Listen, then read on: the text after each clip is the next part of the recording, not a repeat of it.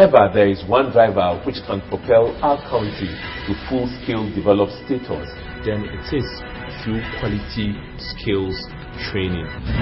On that front, the Council for Technical and Vocational Education and Training, COTVET, through a Skills Development Fund, is spearheading that agenda in Ghana. Who is going to provide the service? And our main focus has been on mass production of garments. There was a lot of talk about Sakawa. Are you able to use these same processes to also apprehend people? That is correct. Our research showed that Ghana was at number 8 in the world when it comes to cybercrime. On this program, we shall open up the SDF to you. So SDF is here to support businesses to train their staff to be very productive. All that we're trying to do is to build a very solid human capital base. We shall profile beneficiaries of SDF. We are now even positioned to train about 400 workers. To give them $276,000 US. There is a fund from which we are giving grants to businesses to address these challenges. You develop these moringa plants into product like soap, creams. Okay. Watch SDF Diaries on the Joy News channel on Multi TV every Saturday, 8:30 a.m. to 9 a.m. SDF, managed by COTVET, is an initiative of the government of Ghana with support from the World Bank and Danida.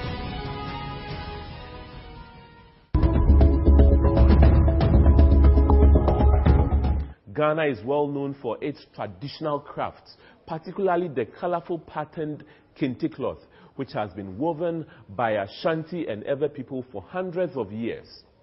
Dye-stained Edinkra cloth is also associated strongly with Ashanti, who contribute different proverbs to each of 60 different Edinkra signs, and it's often worn on funerals and other important occasions. Hand-spun fugu cloth is a specialty in Bolgatanga and the village of Dabuya, while white straw hats and baskets are popular in far north and east, and in Srigu in the northern part of Ghana is also an important center for poetry. Today we visit Greater Accra Arts and Craft Dealers Association to find out how they have benefited from SDF support. My name is Albert Ankra, and I bring you SDF Diaries.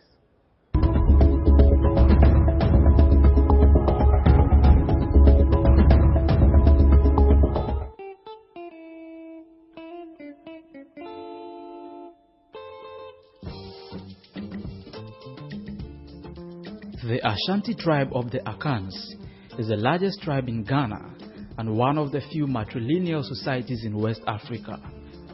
Once renowned for the splendor and wealth of their rulers, they are most famous today for their craftwork, particularly their hand-carved stools, fertility dolls, and their colorful kente cloth. Kente cloth is woven in bright, narrow stripes with complex patterns. It's usually made from cotton and is always woven outdoors, mostly by men.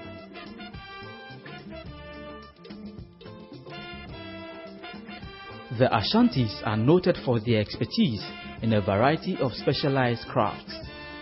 These include weaving, wood carving, ceramics, and metallurgy.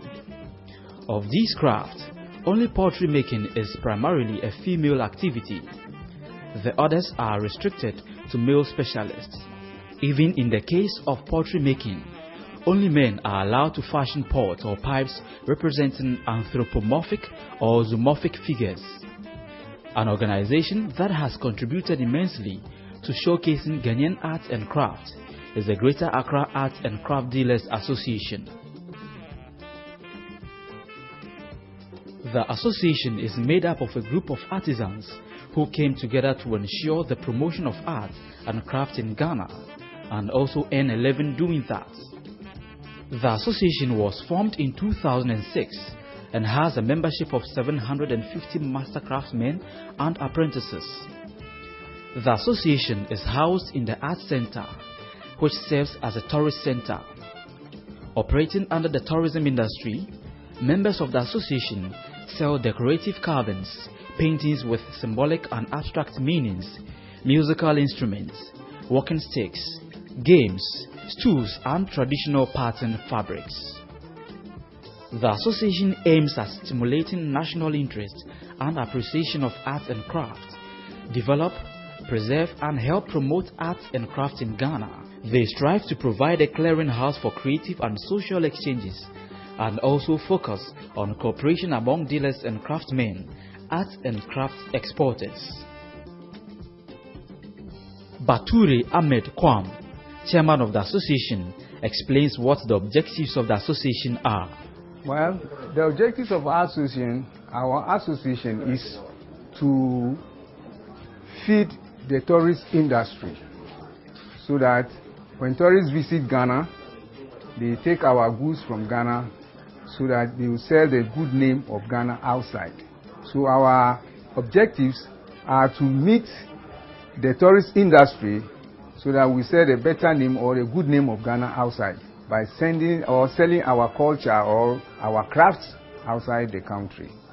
And also to meet our family needs, because by doing a good work you come out with a good money so that you can also serve your family, especially your children, your wife and your family members. And also to promote art and craft in Ghana, because being producers as well as sellers at the same time, when the customers come, we are the people that they visit. They visit us, they buy our goods so that they take it Ghana. So we have to come out with good works that can be sold outside to showcase Ghana's craft and then our culture outside. A former Deputy Minister of Trade and Industry, Neelanti Vanderpoy, once expressed worry over the neglect of the arts and craft industry in the country. According to him, the industry has contributed immensely towards the growth of the national economy for the past decade. However, Mr. Vanderpoy said, due to the lack of sustained investment in the relevant infrastructure for the industry, both the growth and revenue from the industry has dwindled considerably in the past 5 years. The Deputy Minister made this observation during the recent launch of the Ouagadougou International Arts and Handicraft Fair 2014 in Accra. He indicated that the relevance of the industry was underscored by the employment it offered to many Ghanaian youth. In addition to the challenge mentioned by the minister, other challenges confronting the association included the lack of creative and social exchanges among dealers, craftsmen and arts and craft exporters.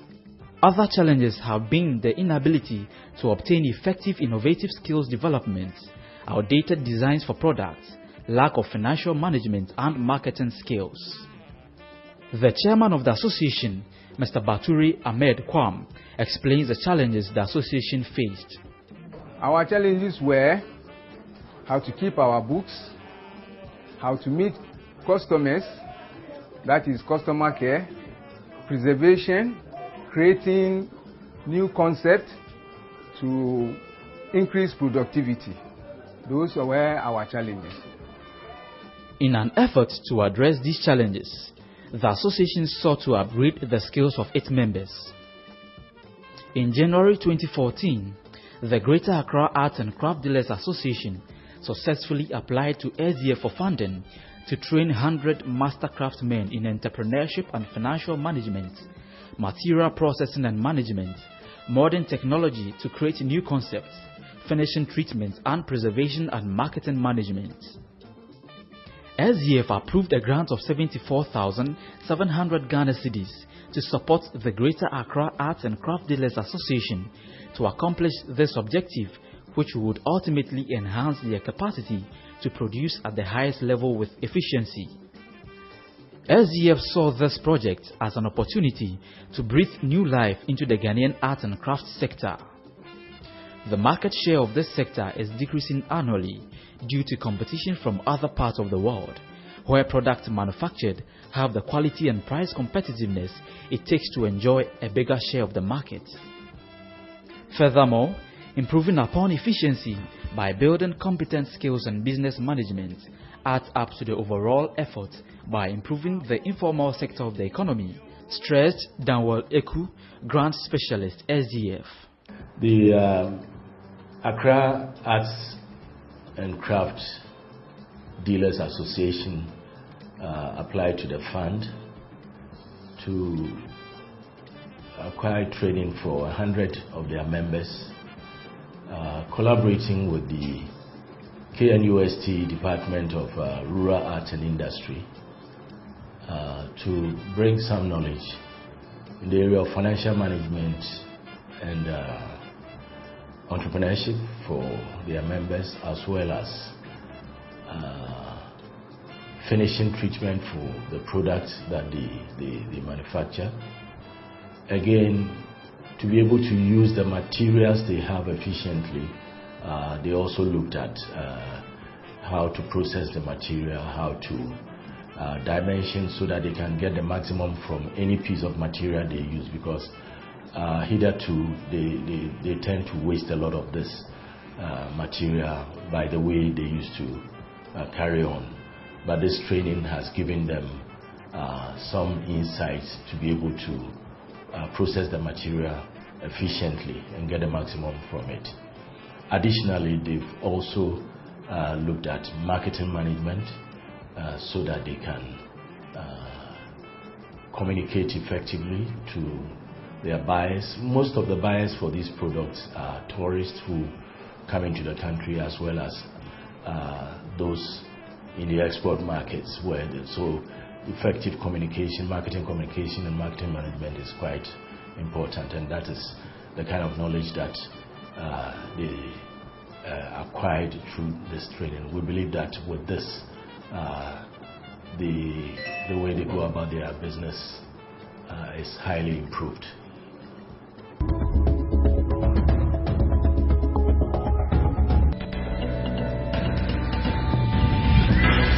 If ever there is one driver which can propel our county to full-scale developed status, then it is through quality skills training.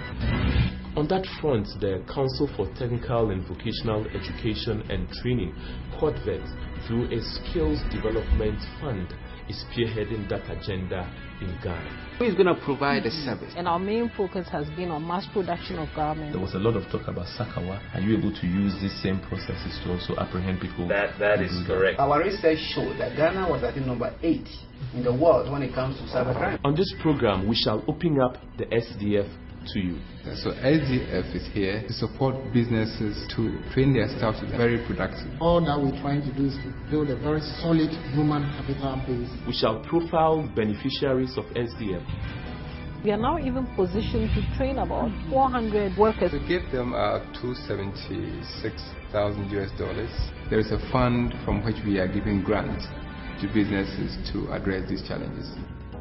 You develop these moringa plants into products like soap, creams. Okay. Watch SDF Diaries on the Joy News channel on Multi TV every Saturday, 8:30 a.m. to 9 a.m.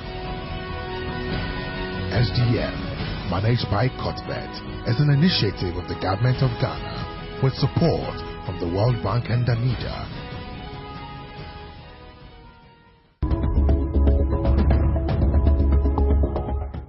The association collaborated with the Departments of Integrated Rural Arts and Industry, Kwame Nkrumah University of Science and Technology, to train its members.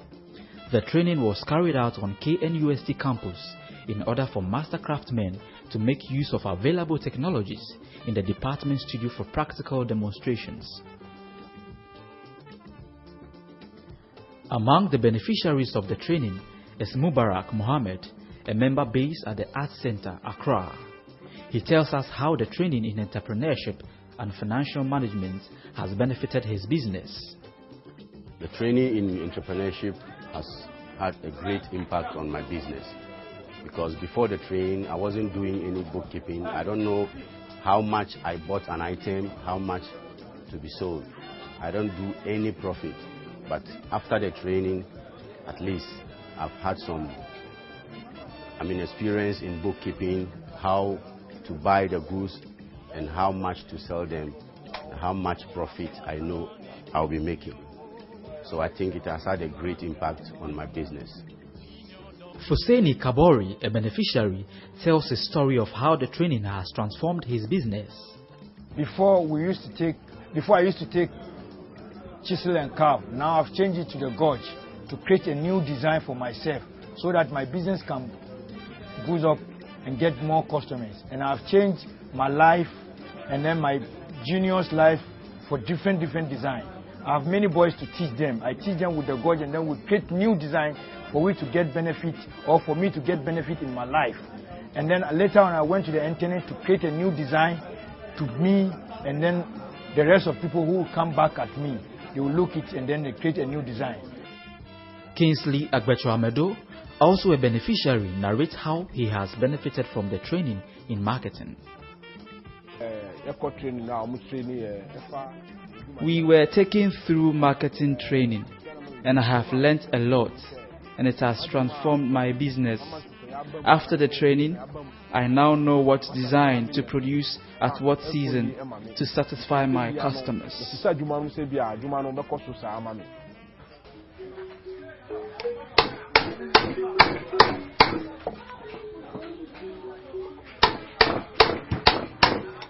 The skills acquired by members of the Greater Accra Art and Craft Dealers Association has positioned their businesses to take advantage of the booming tourist trade, thereby creating avenues for increased productivity and profits. Franklin Glover is the head of the Visual Arts Center for National Culture. The potential for the association is great. The training given will change and shape attitudes. A positive change in attitude with the right skills will inform performance, which will translate into higher productivity, competitiveness, profitability, and sustainability. Future looks very great for them. Looking at the training they have been taken through by the support of SDF,